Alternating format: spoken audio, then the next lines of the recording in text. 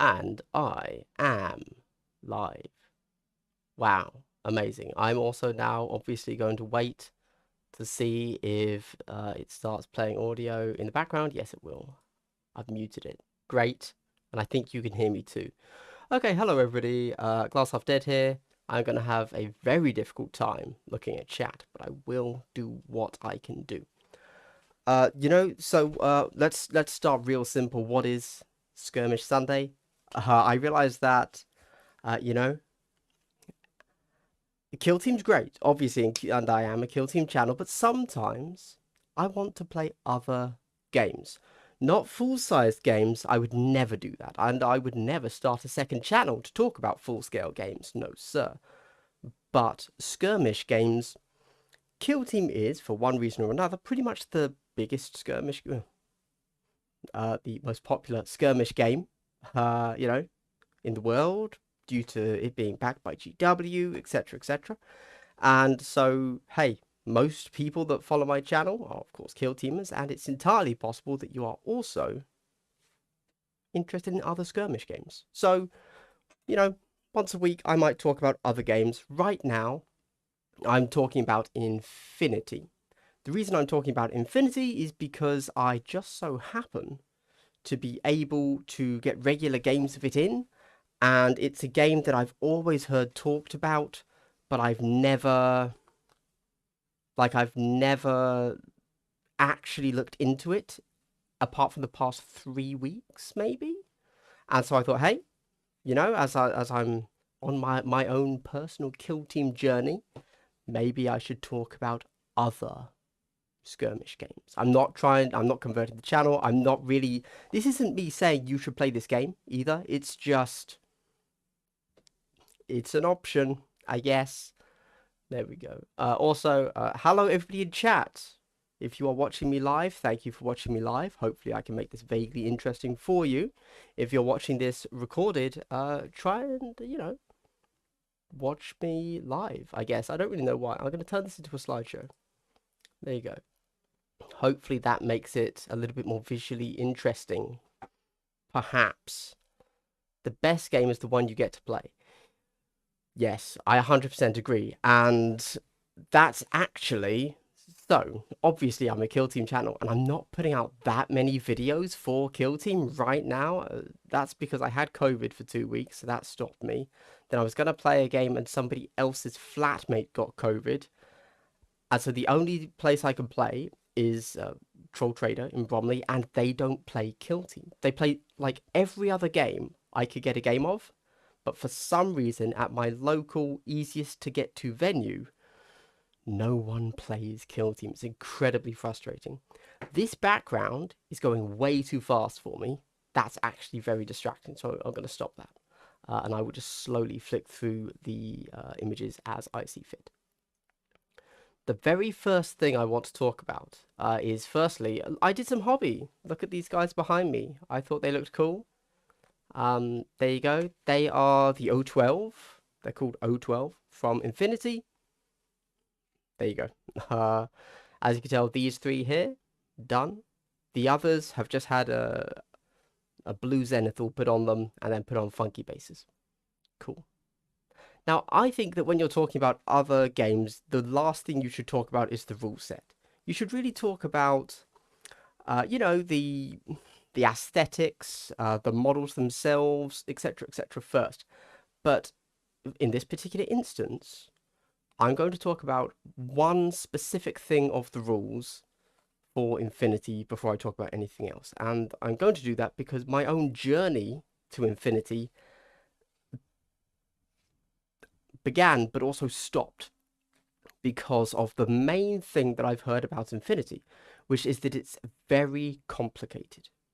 Anytime I've talked about Infinity or asked someone about Infinity, they will say some variation of, yeah, it's really complicated. Or, if they've left it, they say it was too complicated. Or, it got too deep at some point and I couldn't keep up.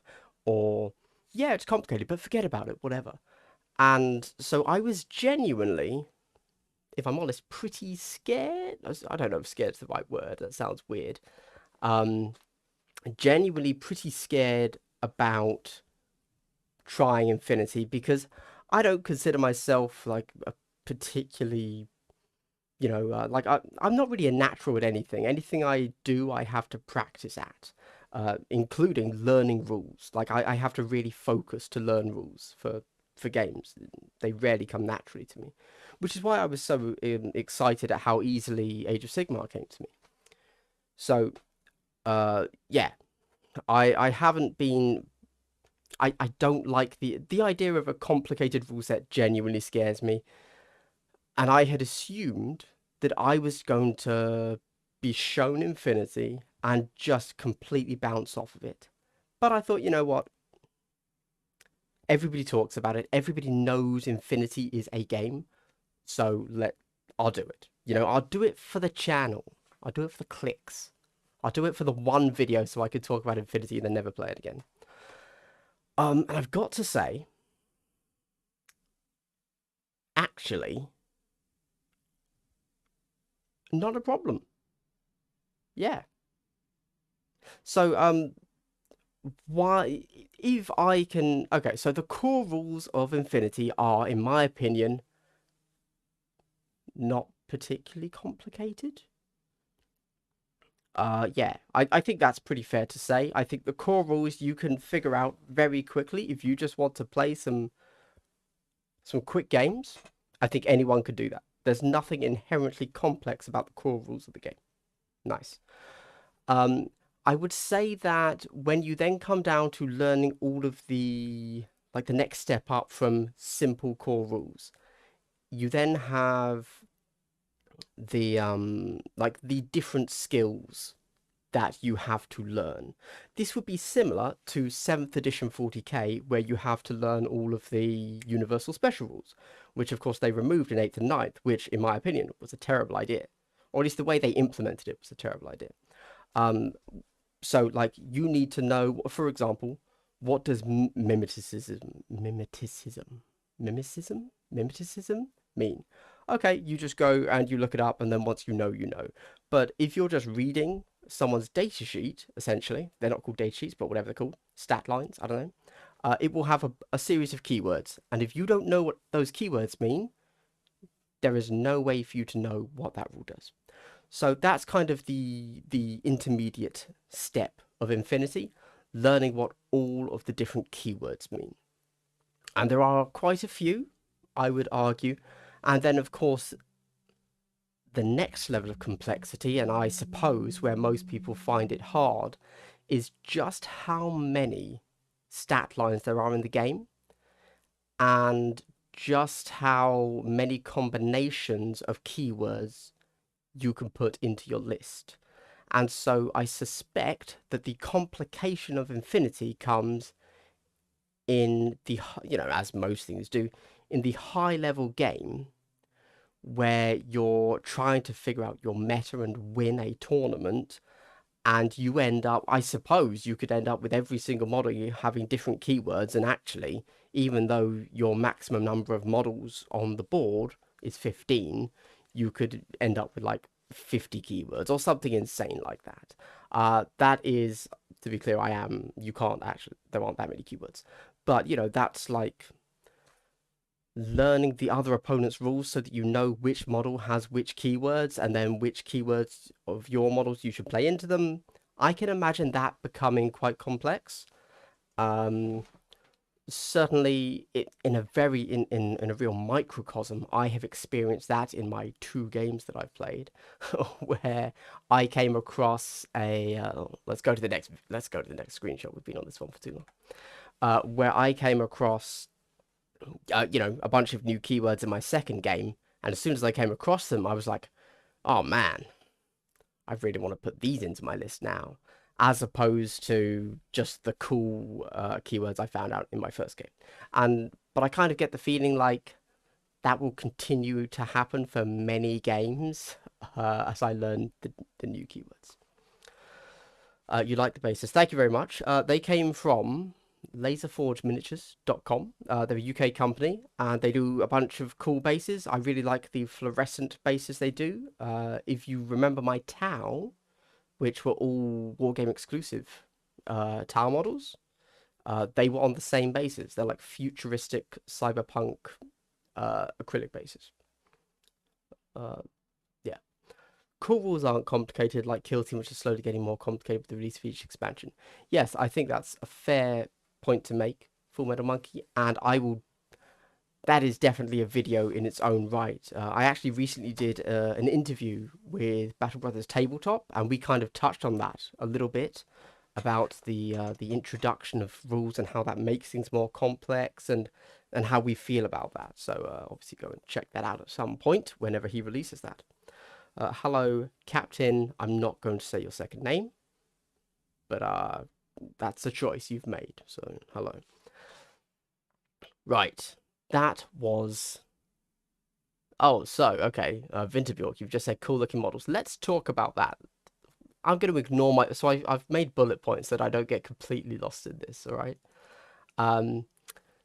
Anyway, so my first impressions was I was very scared of Infinity rules because of what I've heard, but actually, I got on really well with the rule set. I mean, I've only played 2 games and they were beginner games. I don't think I've played a single game at the full 300 points or anything. And I've been using somebody else's models both times. So, you know, I'm hardly a veteran. This is a first impressions video. But I got on really well with the rule set. I thought it was cool what they are trying to simulate in the gameplay in the game's mechanics. You know, it's very different to what Kill Team is trying to simulate. But I like it. I think it's pretty cool. Right, okay, cool models. This is something to talk about. Now, this is where you should start. This is where you should start talking about the game, okay? Any game, inevitably, the majority of your game time is going to be hobby time, and it's going to be putting models together, painting them. So let's talk about the aesthetics of Infinity. So it's anime cyberpunk. There you go. I've nailed the. Yeah. You now know what Infinity is. As you can see on screen, I have my. You know what? Let's show some aesthetics. So I took a few pictures from my games. This guy here is called a Blackjack. He's from Ariadna. For some reason, I took 2 very slightly different shots. I think he's a super cool looking model. This is now. We're going to come back to this guy. I don't know what this guy's called. I think he's called a grunt. No, he's a sniper. I can't remember what he's called. Then down here, this guy, he's like an Australian bushwhacker dude. I don't know. And this guy at the back here, let's go to this is him here. These 2 models, interestingly, are basically the same power level. I actually think the guy on the right is slightly more powerful than the guy on the left, like rules-wise. There's an in-game reason for that. It's because the guy on the left is from Ariadna, who are a very technologically non-advanced, simple, basic, left-behind race, and so they have to slap on all of these like heavy loader suits, whereas the Yu Jing on the right there have, you know, the really cool heavy armor that you would expect from a cyberpunk game. And then Ariadna also has werewolves. Yeah. They're called antipodes, and I really feel like antipodes isn't how it's meant to be pronounced, but I don't know how. Now, this is obviously only 2 factions, plus my O12, which are a 3rd faction. And so this guy here is, you know, let's think of him as a Terminator from 40k, okay? This guy here, let's think of him as a regular Space Marine, a tactical Marine from 40k, right? And then that guy, what's that guy? I have no idea. I've already lost what he could be from 40k. But if you ignore the paint scheme, these 3 models, the Blackjack, the Werewolf Dude, and the Grunt, have, if you ignore the paint scheme, nothing in common. Okay? And I would argue that they have as much in common as This guy does, like, if this guy was painted the same colors, he wouldn't look any more out of place as any of the others. Likewise, my guys here, any of them are just as similar as any of these other four models. And man, that's really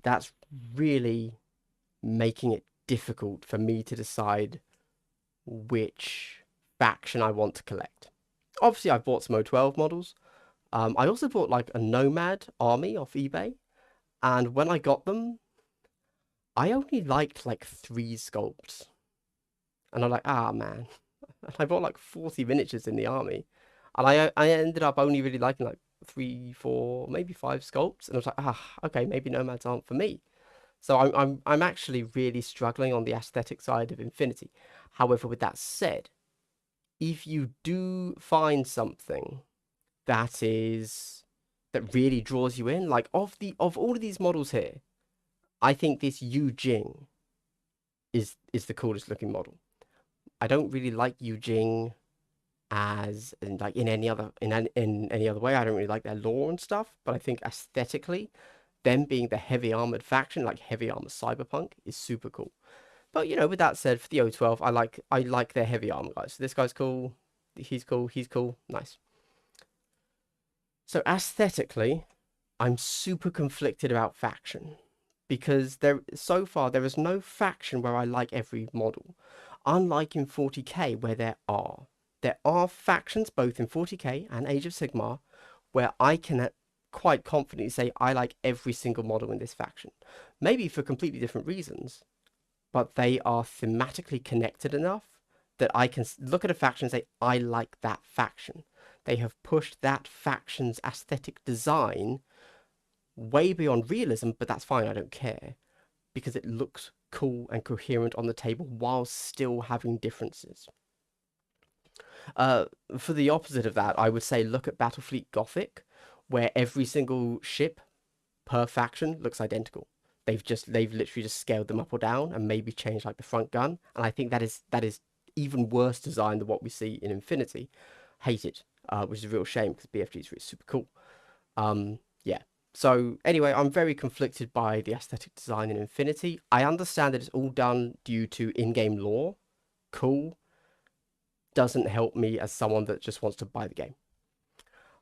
Yeah, we're gonna have to talk about them being metal. I think I wrote something about this. No, I did not paint these. No, no, no.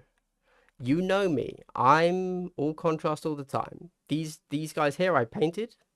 Zenithal with a contrast yellow. All of these were my friend at Troll Trader Bromley. I was playing with his models.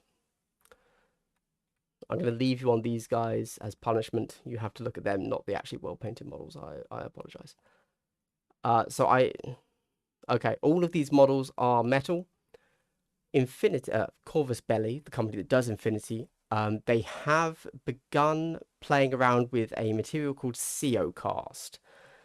If you're paying attention to a bunch of channels, there's a game coming out soon from Broken Anvil Miniatures called Rivenstone. I'm going to be talking about that hopefully in the future soon when their Kickstarter launches because I'm pretty hyped for it. And they're releasing all of their models in COcast.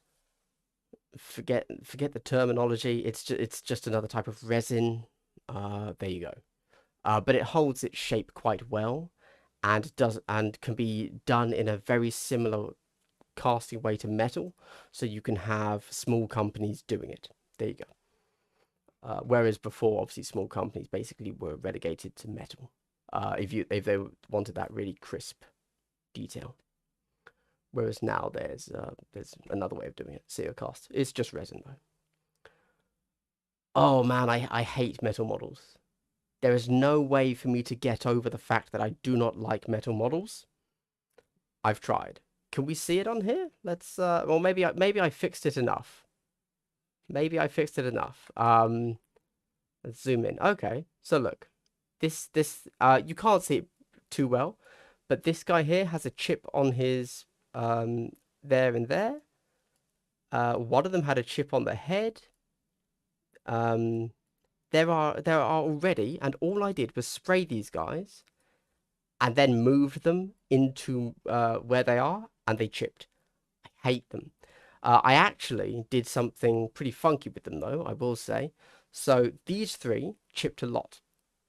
And so then with these other ones, I've sprayed them black, zenithalled them blue, and then I have already varnish sprayed them. So the idea was, fingers crossed, that would be good to go. I wouldn't have to worry about chipping, and then I could do the additional painting afterwards. But as you can tell, well, maybe you can't on this particular picture, but I promise you, they chipped already. So before I managed to matte varnish them, they managed to chip just from my handling. So annoying. It's fine, whatever. But yeah, I actually don't like it at all. I don't like metal models. I never will like metal models. I don't like working with them. I know what some people say, like they like the extra heft and weight. I do too, but it is in no way, shape, or form worth the hassle of the additional hobby required, or of the constant fear that I live in of me dropping one. I've dropped my Warhammer models from like chest height to the floor, and they just bounce around. And if I can find them after they bounced around, they're normally fine. Or they popped off a base, and it's like, all right, well, I'll just glue it back on, it's fine. If you drop a metal model, you have to paint it again. No. Okay. Right.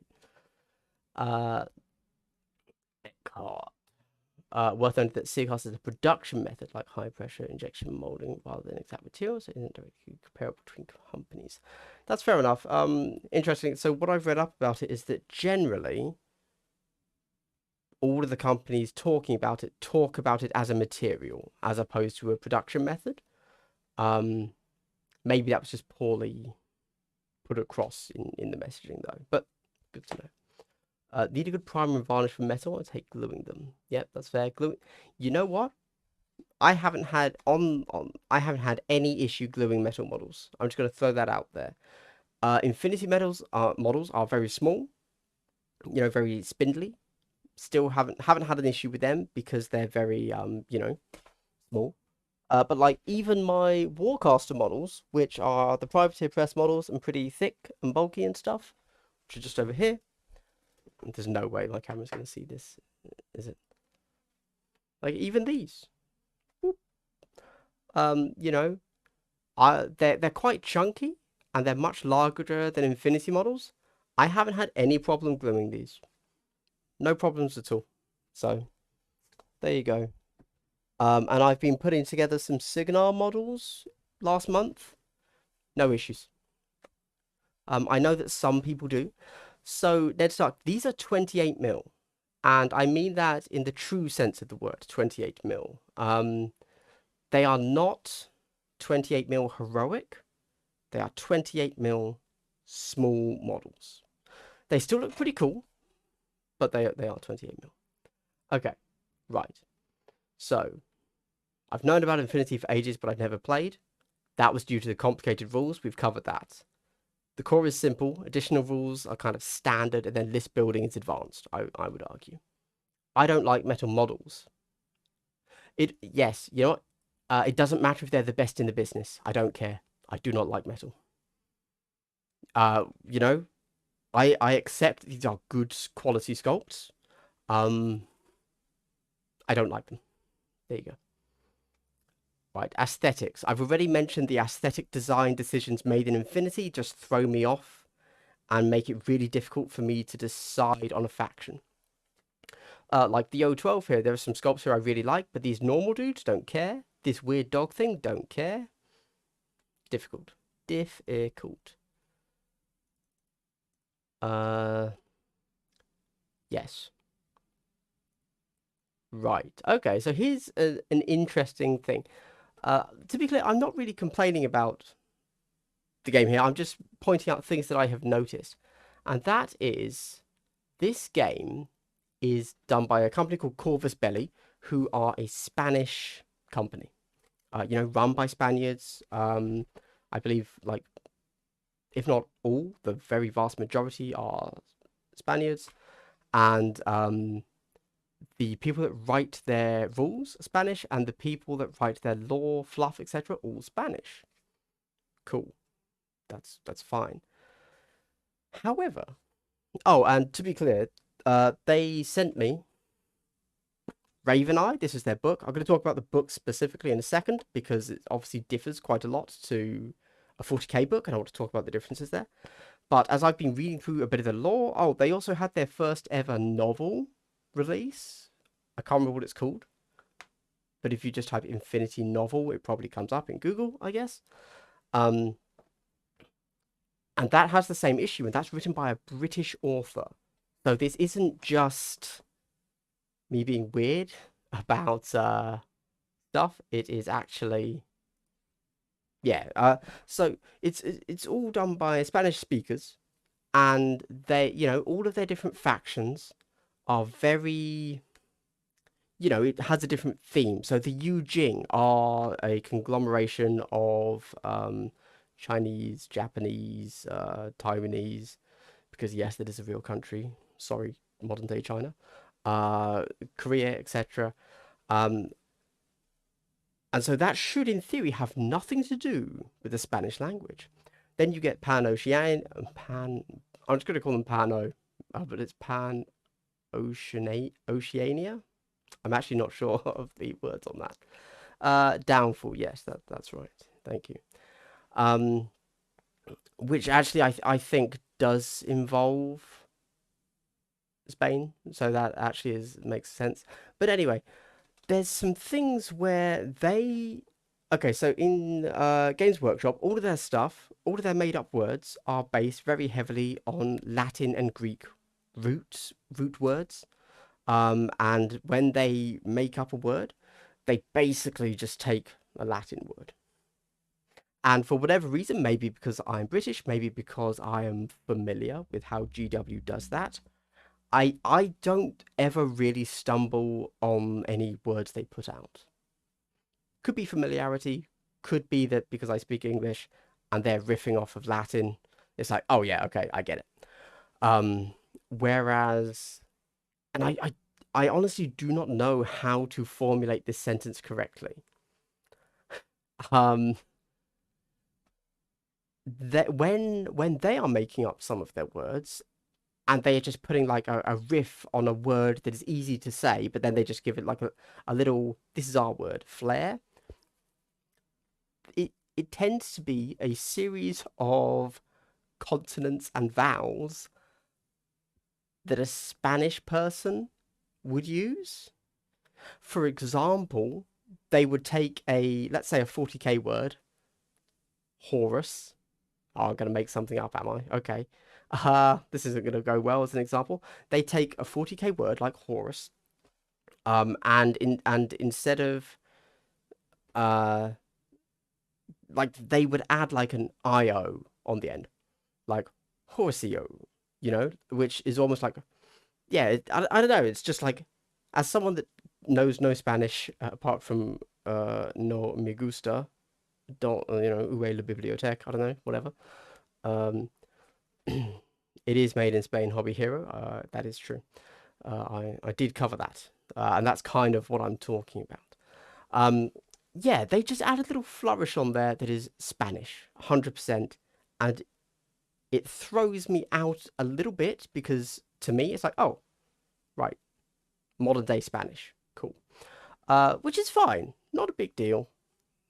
But as someone that's not used to it and doesn't really have a connection with Spain, it pulls me out a little bit. There you go.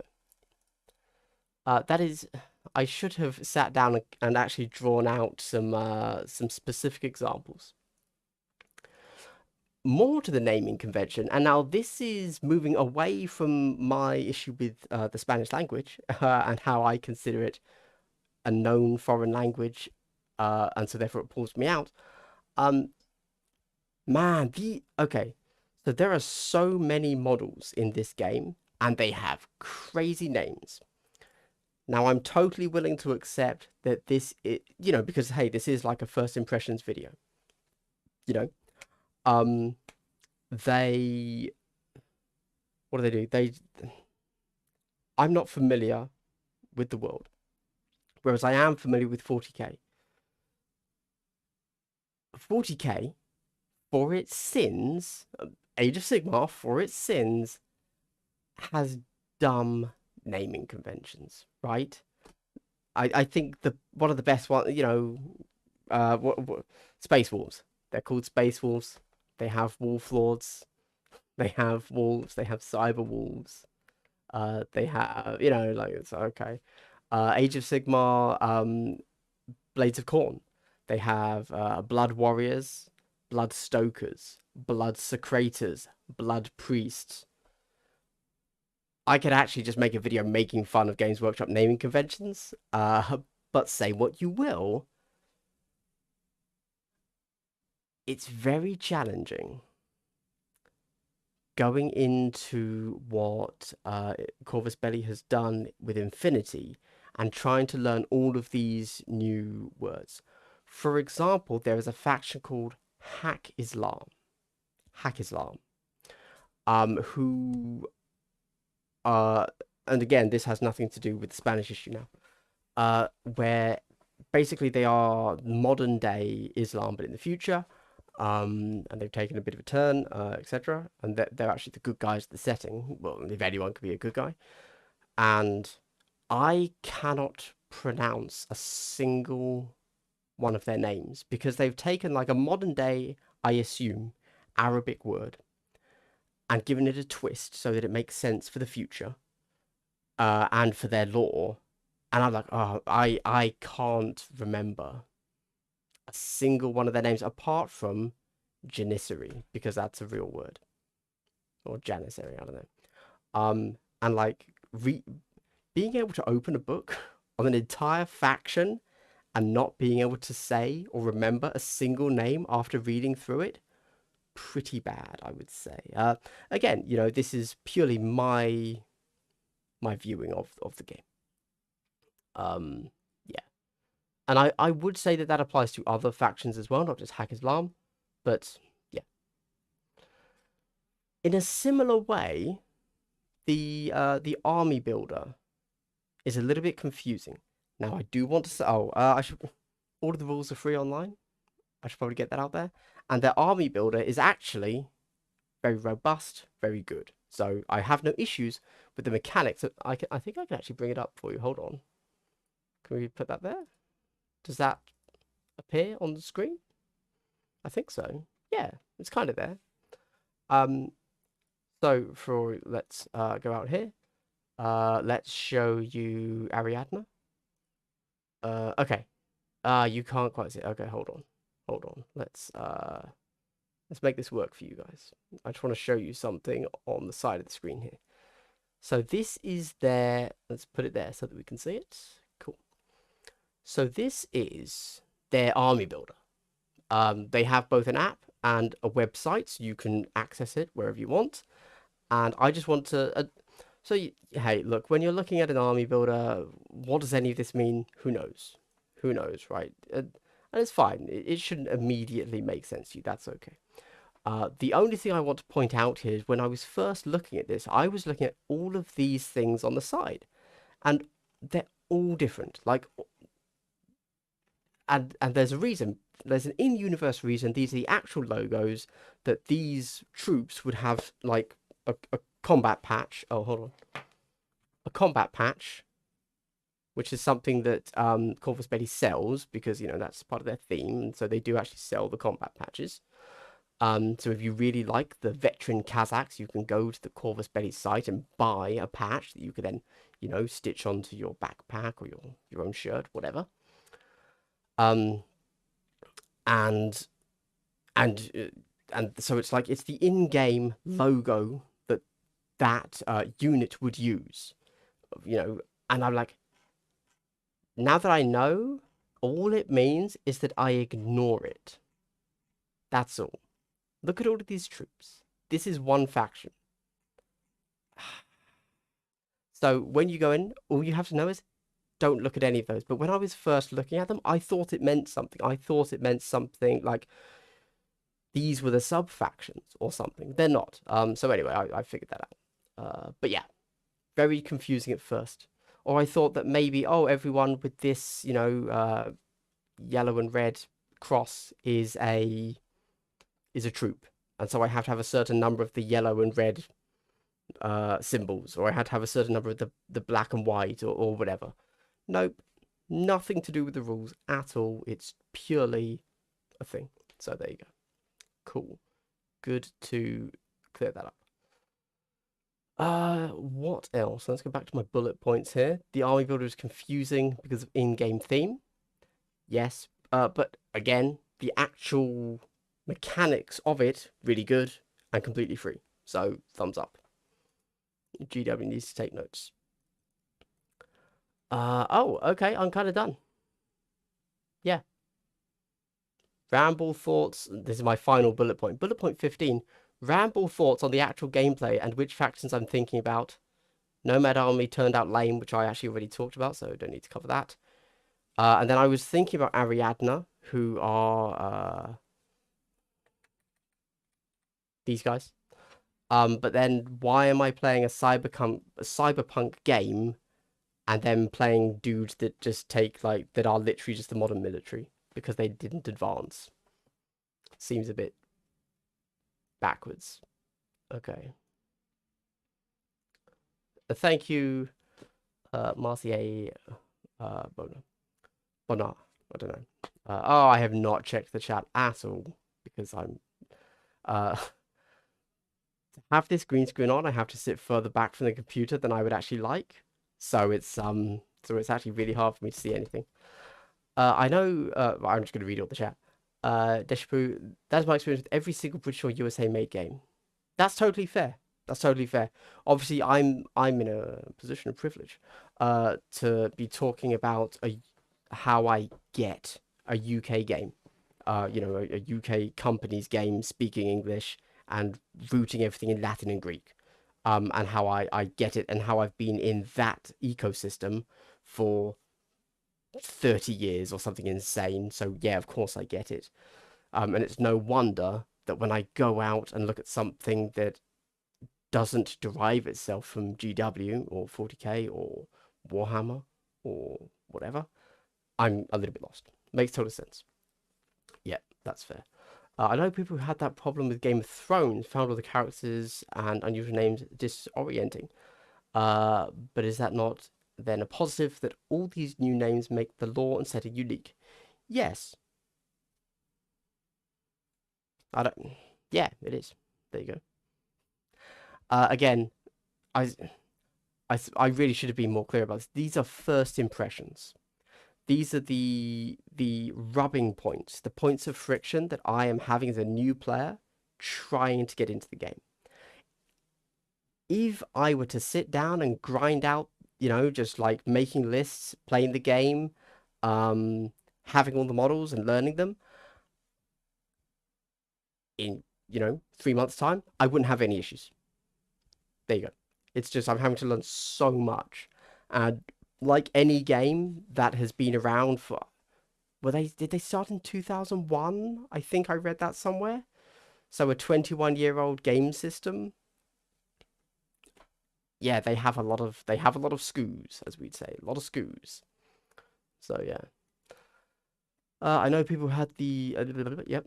Example of Infinity line troops from different factions. Zanshi, I can say that one. Grunts, yeah. Gulam. So I actually don't know.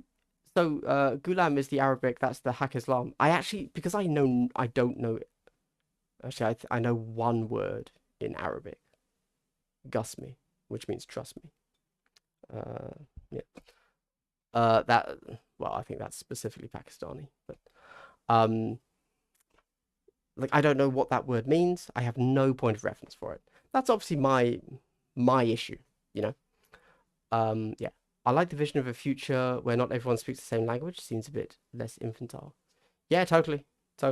Like, I think one thing that I would say, you know, as a cyberpunk game should, right? Because that's like the point of cyberpunk.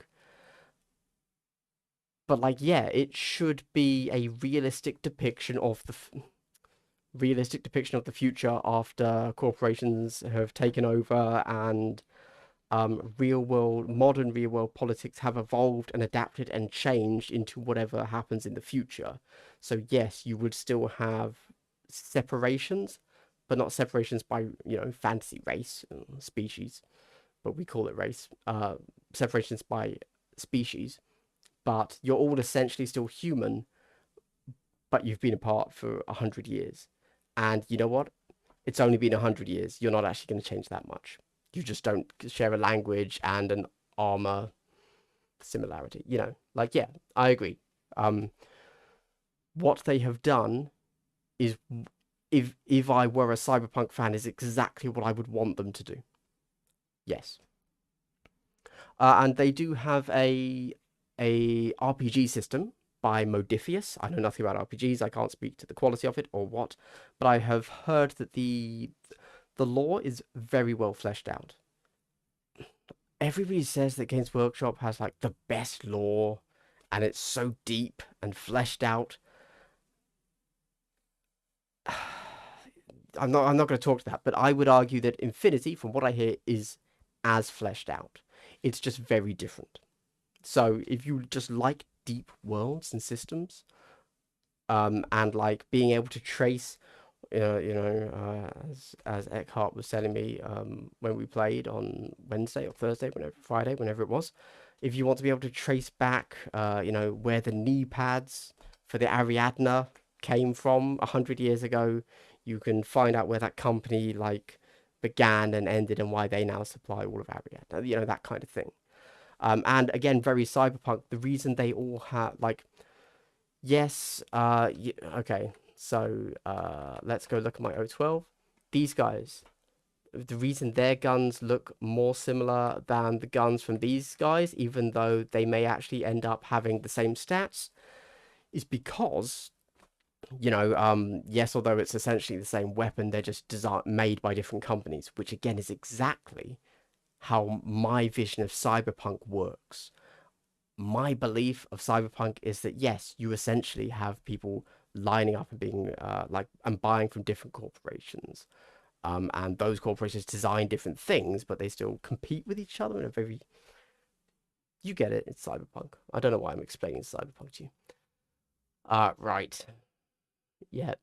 Ransrock. The only thing you need to know when using the army builder is the very beginning. When you open it, select N4 or code 1, select faction, and then either vanilla army or sectorials. Okay, yeah, thanks, fair enough. Do I have, here's my Infinity army builder. You open it up like this, you click the army you want. Currently you know what, this bad boy right here, the Morat Aggression Forces Action Pack, was like the latest thing they've released. So you go to, now this is where it gets weird. You go to Combined Army, right? And you go to Morat Aggression Forces. And then there's all of these. And then on these boxes, it tells you on the side here what you've actually got. So I have a Kaitok chain rifle plus 2B and a Flamen Spear. Can I find? Now I have no idea how to find him. This is actually something I've struggled with a bit. So let's do a classification. Looking at him, he might be a mechanized troop. He's a Kaitok? No. Okay, maybe a veteran troop. Raktarok? Ah, Kaitok Shock Regiment. That sounds right. And then we end up with this here. Okay. And you look at the loadout. He's got chain rifle plus 2B, Flamen Spear. That's the first one. Boom. He then comes over here. And he's in my list. There you go. You see, I have been learning, guys. I have been learning. Yeah. Just got the Templar starter box last month. By Templar, do you mean the military orders? I've left them down in the car. I have a military orders starter pack, and I also have the Cowstrom box. So I have whatever those. I actually have no idea what those are, but I have those from Pano as well. So Yes, nice. I'm pretty hyped on Pano at the moment. I'm pretty hyped on Pano. No probs, quite nice pronunciation. Polish names are hard, but my last name is from Italy. Oh, yeah. You know, I didn't want to say it, but the J at the end there didn't seem particularly Spanish Italian. But yeah, okay. Glad I didn't butcher it too much. That's fair regards, linguistic challenge earlier. Yeah, yeah. What are your 3 favorite elements of the gameplay? Oh, right. I probably should talk about the actual gameplay, shouldn't I? I'll get to that. I'll get to that. I agree with you. As a brand new player to Infinity, building an army list would be confusing at first. I was lucky and a local Warcore member to help me through it. Yes, obviously. So that's obviously a thing to mention. Most games have either an official or an unofficial set of helpers. These are people that are just really excited about the game, and ultimately they want more people to play the game.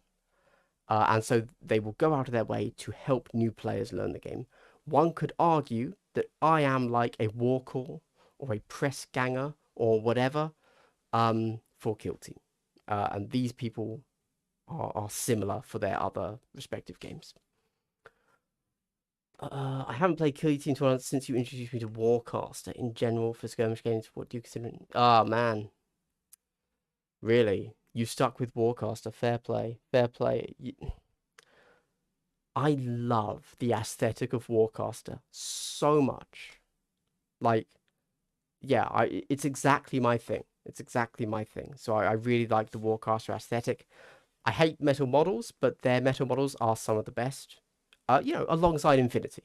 But they're also chunkier, so you only ever have like 2, tops 3 pieces to put together. I like them too. It just took too long to play. And it released obviously in the pandemic. So just the worst possible environment to launch something, you know. A real shame because to be honest with you, I like Privateer Press as a company. I like Warmer Hordes. I like the whole fluff there. Like I bought their 5th edition RPG, Iron Kingdoms. I just managed to pick that up earlier today. That's down in my car, so I can't show it. But like I really like them. I really want them to be successful. I want them to return to where they used to be. You know, like 2nd, 3rd to GW. Yeah. Yeah. But for me, Warcaster took too long to play.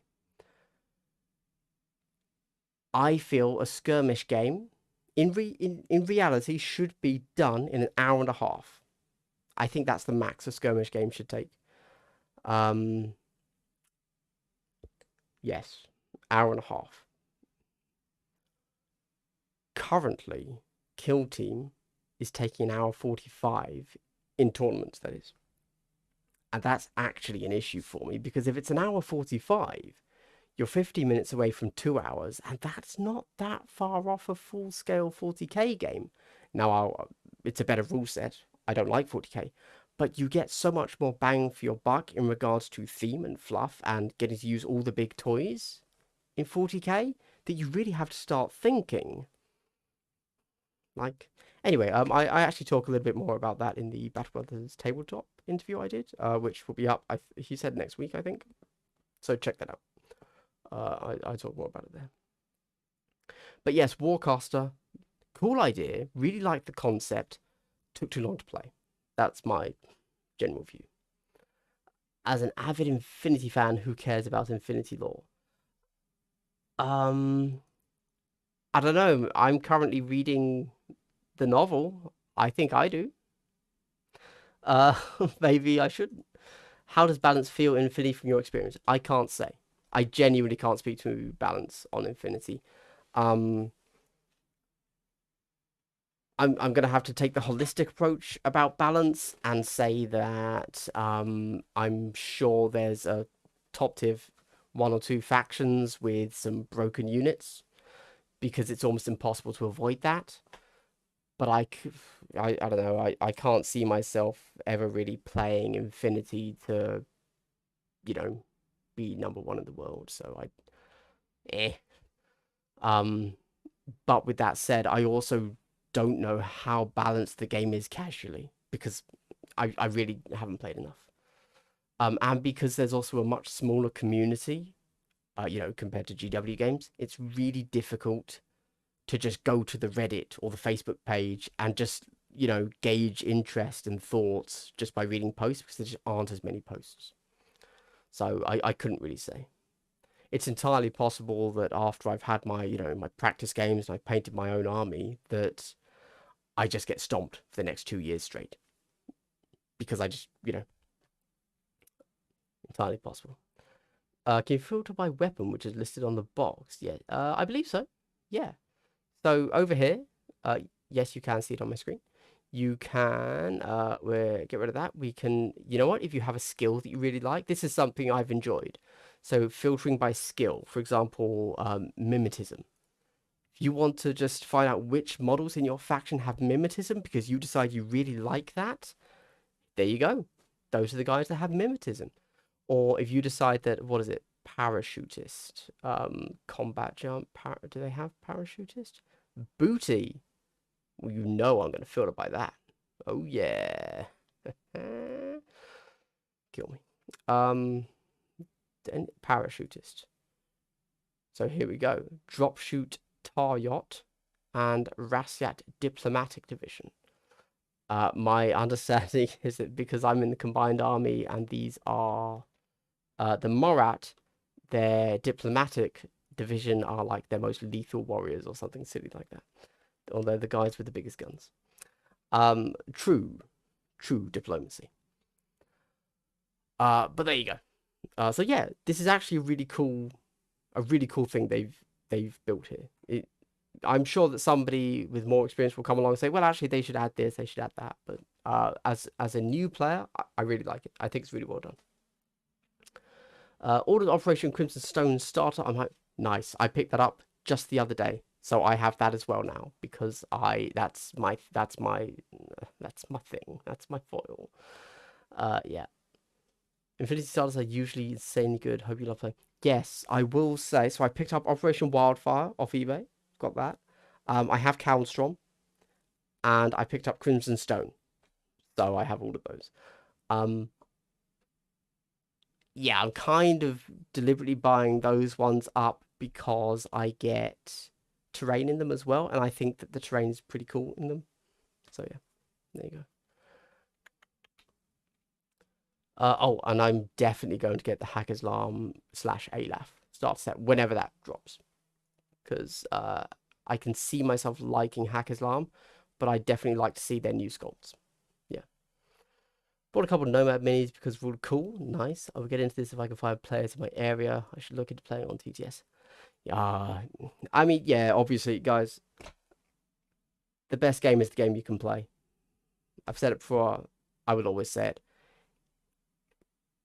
Part of the reason I played, as I said at the beginning, part of the reason I've started to play some Infinity is because that's what people at my local gaming store play. Because I know that I can get a game there. If it wasn't for that, it's not like I love Infinity so much that I would go out and like force people to play or play on TTS. Just no. I mean, it's, as I say, it's why I'm not currently playing much Kill Team because nobody there plays it. Obviously, because I have the channel, I am going to start like making the further trip to make sure I get regular Kill Team games in. But yeah, it's mildly frustrating that none of my locals play Kill Team. Weirdly. Book of Nomads, yep. Second that, plus the starters are great about easing new players into the rules and patches. Okay, nice. Have you tried any games from Fantasy Flight? Yes, I definitely have. I'll talk about that in a mo. I'm trying to just power through all of these chats. Sorry. We've only been doing an hour 45 to help with the new and slower players and initial game setup. I disagree. I think the game's an hour 45. Games Workshop has just done their tournaments in America at 2 hours with a half-hour break. I mean, that's ridiculous, you know? I think Kill Team needs to be an hour 45. I think you could drop it to an hour 30, but you also have to ensure that every single player there is a vet. and then that's exclusionary to new players, in my opinion. As suddenly for the tournaments that I have run, there are a significant portion of players that finish in that 15 minutes. So if you were to remove that, you would have a lot more people stop playing.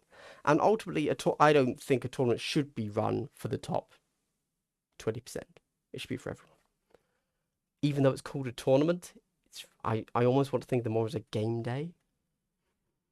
I don't know. You might get stomped for the next bunch of games, but Infinity was fun enough for me to stop getting. Yep, cool. That's what I'm hoping. If you want to try Infinity on TTS, look up Vault SC. I actually. Oh no, I've taken it off. I was actually watching Vault SC's one of his comedy videos, well, comedy videos of like why more women don't play Infinity, literally just before I started this stream. So yeah, picking roster, attack or defend deployments. Yeah. Is there a game out there without a better fair point for Major Dom there? Yeah, fair. Get the ridiculously big Hackers Alarm tag.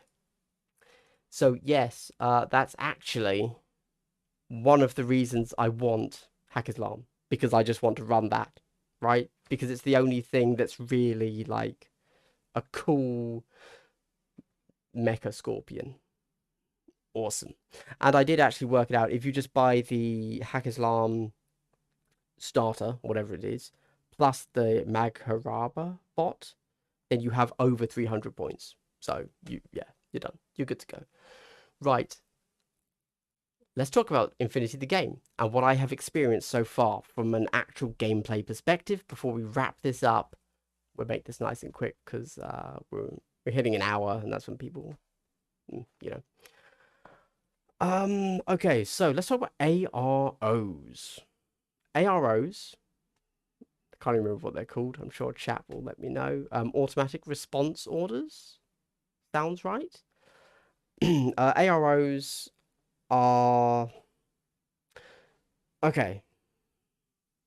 For those of you that are here, because you're here, the way Infinity works is that it's an action-based game in the sense of you activate using an order, and then in that order, you can perform 2 actions or 1 long action. An example of short actions are shooting, moving. But you can't do that twice unless you have specific rules. And you generate a number of orders equal to the number of models you have on the board, very roughly.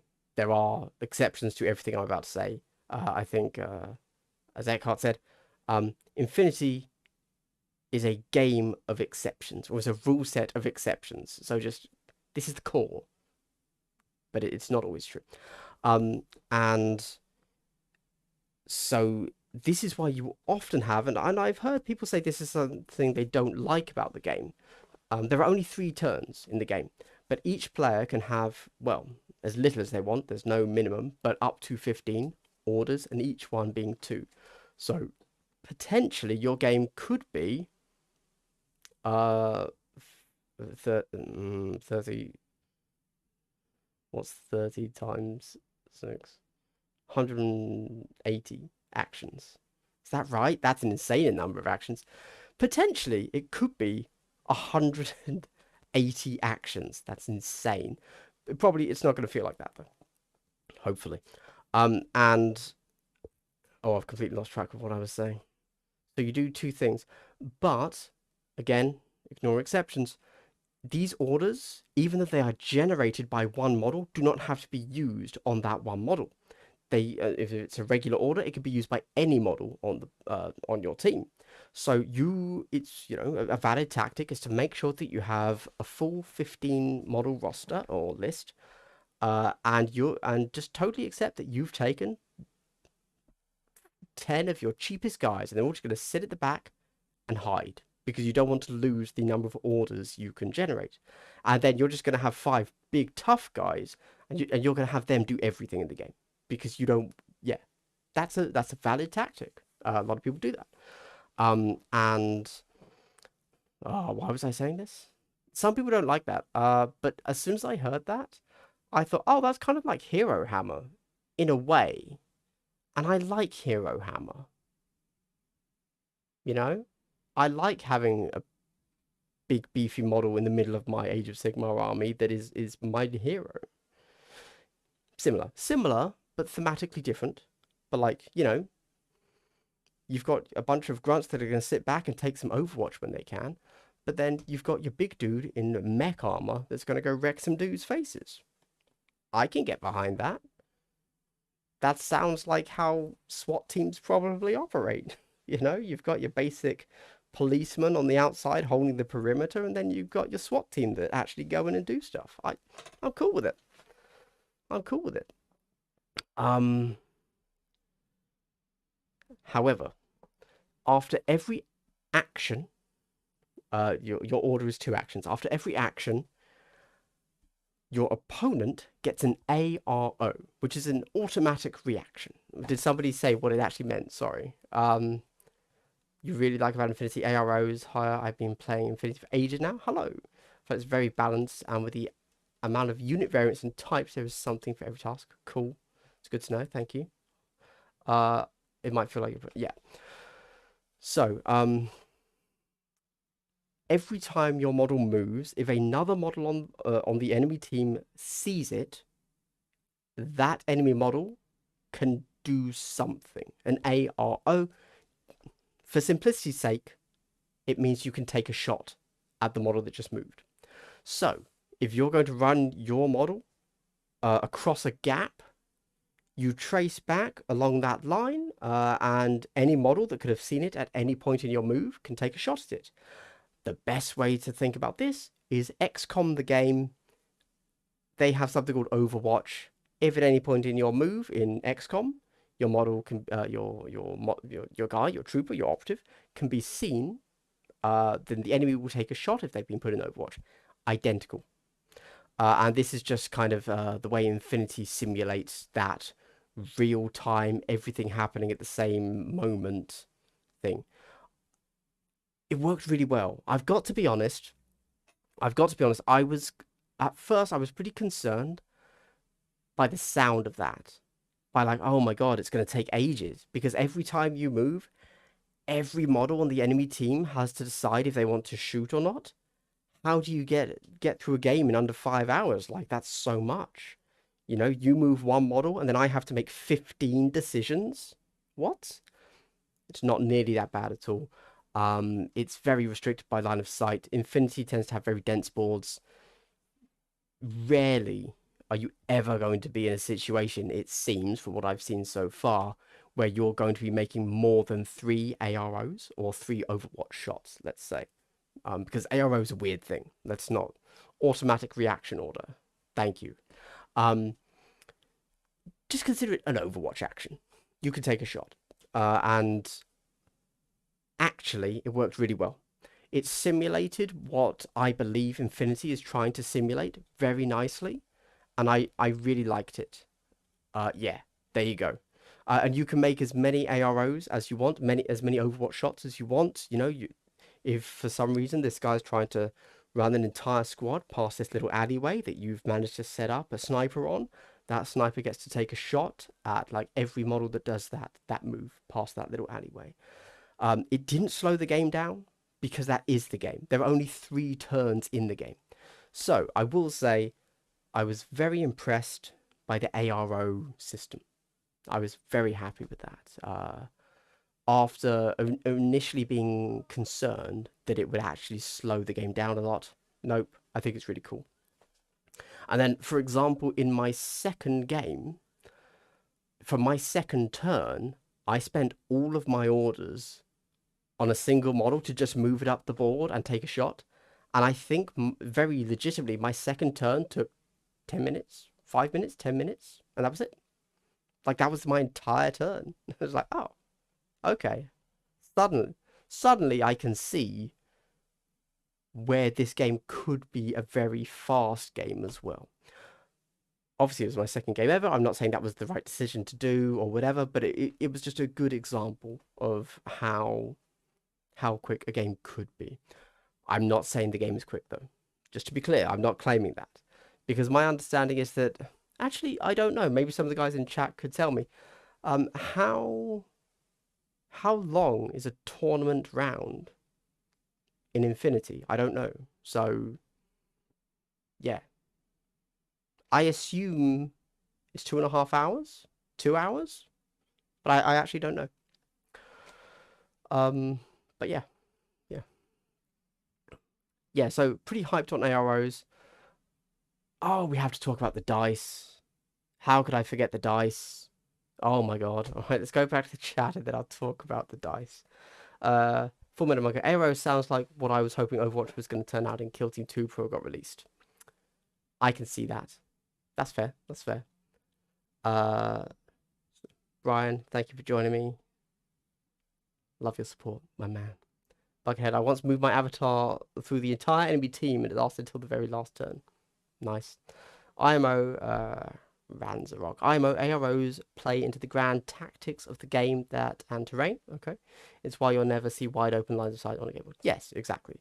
Exactly, yeah. I mean, me saying that I like AROs and they worked well was like, yes, the entire game is based around AROs. If AROs didn't work and didn't feel good, then the game wouldn't work. So, yeah, indeed. Let's talk about the dice. So, I have never played a D20 system before. I played in 120. Most rounds took about 1.5 to 2 hours. Right, but what were they actually scheduled for? Was it a 2-hour round? I don't know. Yeah, so the dice. Gosh. My understanding is that you will never need more than 6 dice. That's the max. The dice get sold in packs of 5, so I suspect that the 6th dice is very rare indeed. I got 2-hour-long games in tournaments. That includes pre-set up, like choosing which list to use, etc. You bring 2 generally. Yes, I'm aware of the 2-list paradigm. Yes. Okay, 2-hour rounds. That's not terrible. A little bit longer than Kill Team. I'd have to play in a tournament to really speak more to it, though. Dice. Yeah, okay. So this was interesting. Obviously, the only other D20 system I know is D&D, where the higher you roll, the better. Well, in Infinity, it's not that simple.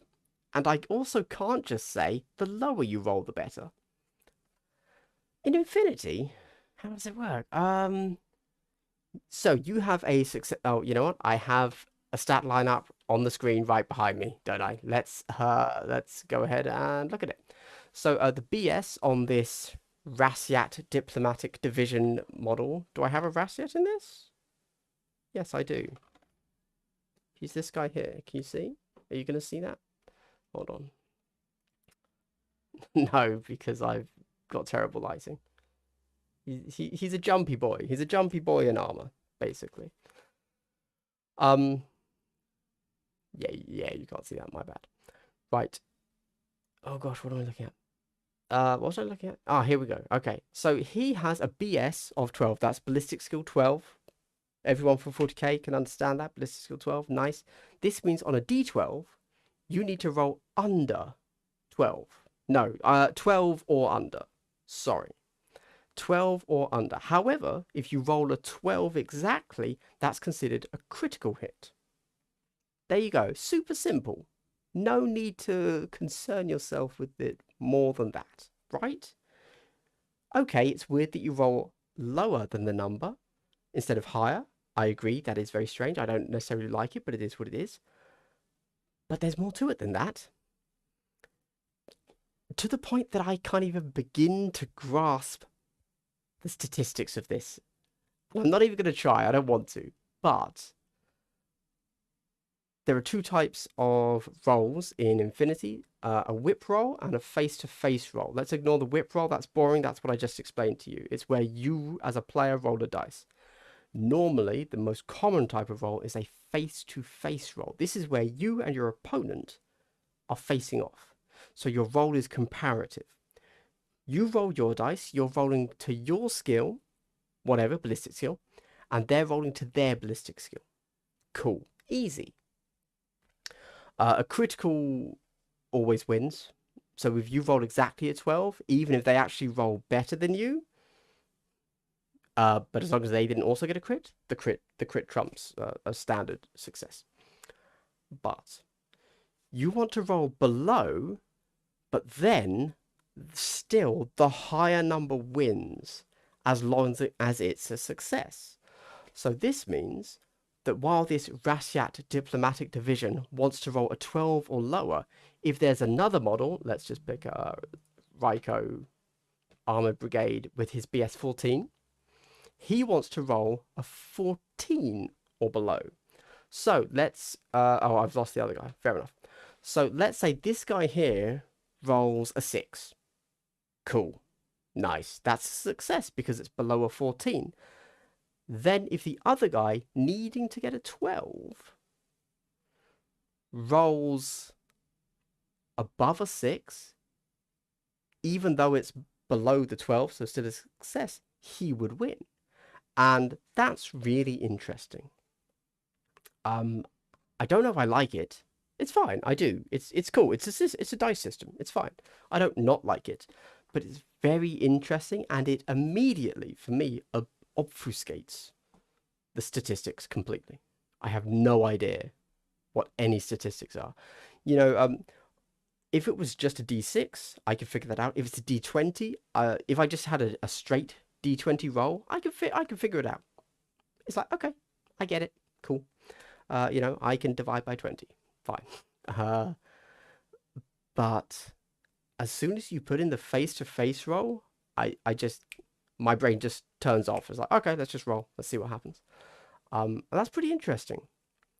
I did get confused because there is one roll in the game that you then have to roll higher, which is the armor save. So, luckily though, Eckhart kind of explained to me why that was so weird. And I actually prefer his explanation because it now makes sense. It's you're still rolling lower. It's just the other person is rolling. But yeah, the way it was originally pitched to me, it was just like, oh, gosh, why is there a single roll in the game where it has to be higher instead of lower? But actually it's lower. It's just the other person is rolling it. So yeah, I don't know. All things considered, so far, mechanically, I don't have anything to complain about in the game. Outside of the game, as mentioned, there are way too many SKUs. There's way too many models to go through. You know, I'm only on game 2. If I knew every single keyword, it would be weird, right? Like, that would be a very shallow game if I can play 2 games and know everything. You know, but yeah, I don't know. All in all, so far, I am pretty happy with Infinity as a game system, and I definitely want to continue playing it. So yeah, that's kind of the most. As said, this was meant to be a first impressions. This wasn't meant to be some in-depth review and comparison of Infinity to Kill Team. This is just, hey, I've been playing some Kill Team, some Infinity, and let's talk about it. Right, with that said, I want to very quickly talk about Infinity books. So this is Raven Eye, sent to me by Corvus Belli, so thank you to them. And they just sent it to me. You know, they said, hey, do you want this? And I said, yes. That was the end of that conversation. So they sent it. And I didn't know what it was. They just said it's a new book. So and I was like, yeah, cool. Thank you. And I looked through it all. Oh, look. Randomly, I just opened it to this page. This is the cover of the new novel. Interestingly. And turns out these books, so they've done a few of these books. Each book focuses on a different few factions. So this one is Pano, Combined Army, and Ariadna, I believe. Just off the top of my head. Maybe I'm wrong, maybe I'm right. And all it's doing is giving you... Oh, and Nomads. And a little bit of NA2 at the end there. Who are, like, mercenaries and stuff, I guess. And I was flicking through it because, you know, I was like, okay, Pano. let's read about them and let's look at their cool new units and their cool new rules. Oh, Andy. Sorry, I'm glass on it. Oh, glass. You fool. You idiot. This isn't Games Workshop. This is a real company. There are no rules in here. I had assumed it was an expansion. It was going to have a bunch of new models because I don't really pay a huge amount of attention to Corvus Belli and how they release models. Sorry, there are new rules. There are like 2 or 3 scenarios right at the back here. Which the Raven Eye mission said. I assume these are just like some fun missions you can play if you fancy, you know, whatever. And there's like a new short skill in there for that particular mission and all that stuff. And so this is just a fluff book. So, yeah, I'm not sure how I feel about that. Obviously, the app is good. So I'm okay that all of the rules are digital and that digital is where you go for the rules. Great. But you know, maybe I'm just so used to GW, but I'd kind of like some rules in the book. I don't want them to be exclusive to the book. But if they could just give them like no, I don't have one of those here. Curses. So in the Privateer Press books, the Forces of your faction books, they did that. They gave you, you know, the majority of your units rules in paperback, and they had a nice little bit of fluff. They had a bit of explanation of them, and a cool piece of artwork. And I'd actually quite like that. That's something I like in books.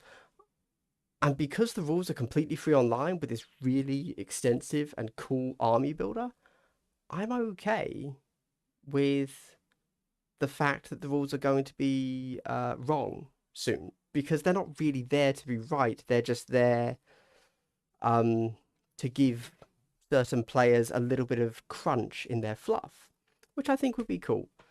But they don't do that, so fair enough. So it's purely a fluff book. But it's not a novel. It's a background book. This, to me, is a really tough sell. Obviously, Corvus Belli's been around for ages. They're making it work. But it confuses me. I feel like these could be touched up a little bit to make them a little bit more engaging for all of their players, as opposed to just the people that want to know about just the background of the game told in a factual, dry way. There are some like fluffy bits in here, but primarily it's just so you want to know about the Dominican Black Friars? Well, allow me to tell you their history. It's like, maybe I'm missing the point. I don't know. Right. I'm going to read the final chats and then I'm going to call it a day because we've gone well over an hour. The original hope had been 40 minutes to an hour, so my bad there. 2-hour-long games lists. I swear it's like that, so it's not a solved game. Yep. The armor save being higher, so you can't use weighted dice. Oh, that was not how that was explained to me. Interesting idea, though. Interesting idea. I think the lack of battle line or core troops in Infinity adds to the overwhelming feeling for beginners. In AOS, for example, you pick a faction. That's a fair point. Not having like a core thing, not having a thing where you say, pick these 3 models first, is possibly, yeah, that's a valid point, I think. Indeed, a base troops and can ignore everything else initially before slowly learning the extras you can add. That valid. You are valid, sir. In Infinity, everything available as an option straight away. Yep. I was so sure the updated fire team's rules would be in Raven. Yes, yeah, a great point. Exactly, Buckethead. I overlooked the book they were in at first. Are they in a book? So again, these new rules for fire teams, they're just online, right? Like you can just download them because they're just there because all of the rules are completely free. The core rules, the data sheets, everything's just free. The rules. Yeah. A Japanese Successionist Army is also in NA2, but it's not a mercenary team. I thought the JSA were just in Eugene, aren't they? They're just sectorial, right? I haven't touched on sectorials because I don't know about sectorials. I'm going to be honest. Oh, I thought JSA was okay. There you go. Well, my bad, my bad. Bit like the old Imperial Armor books, but without the rules. Yes, yes, that's how you could view them, and I don't really jive with that. You know, I know that a lot of people do though. So actually, maybe I'm talking bollocks. I know that a lot of people used to really enjoy the old Imperial Armor books. Maybe it's just not like, you know what? I don't care about Horus Heresy because I don't think that the concept of historical future wargaming is interesting. I'm like, why am I learning about the history, the fake history of a fake universe in the fake past, the fake modern? I don't get it. They're in the advanced rule. Yeah, okay, cool. Advanced rule book, but still a PDF that you can download for free. JSA in Eugene. Oh, okay. Well, I obviously missed that that had updated to being in NA2. Fair enough. Fair enough. Okay, cool. Well, thank you very much for watching, everybody. This has been my first Skirmish Sunday live stream. I don't know how often I'm going to be doing this because obviously for me to do one of these, I have to have been playing the games to really talk about them. I do want, so soon coming up, I'm going to be talking about, I'm definitely going to be doing one on, oh, I've forgotten the name. Rivenstone. That's the one by Broken Anvil Miniatures. Because I'm very excited for that. Because it's a fantasy aesthetic that I like, but I won't have actually played the game by that point. I'll have just seen tutorials, and their Kickstarter will have launched by that time. So I just want to figure out a way to kind of say to people, hey, new game, check it out. And just fingers crossed it's good, unlike Warcaster, which turned out to be too long for me, which is a real shame because I have so much Warcaster, like zero resale value. So I don't know what to do about that. But yeah, I'm pretty excited about Infinity. I'm more than happy to keep on playing that. Oh, I'm also going to do a Necromunda episode at some point. Don't know when exactly, but I want to do a little chat about Necromunda, a chat about Rivenstone, potentially Infinity again, because I know that there's a big scene near me, so I might even go and play in a tournament. Guys, I just picked up a Hackers Alarm army off eBay. So I'm probably going to do what I did with the Nomads and look at everything and say, yeah, I don't like these, and get rid of them. So that's on me. Yep. Yep, that's my bad. Yeah. Uh no, I'll at least wait until the Hackers Alarm and Aleph operation comes out, because you know that some fresh sculpts could very much change my mind, because there are a few sculpts in Hackers. There are a few sculpts in every army that I think are really cool. But invariably, in most armies, not enough sculpts for me to jump into that army. But anyway, all I'm saying is Skirmish Sunday is something that I want to do more often, because I want to talk about my enjoyment of skirmish games in general. With that said, obviously I do need to also play enough Kill Team to make it worthwhile having a channel about Kill Team, right? So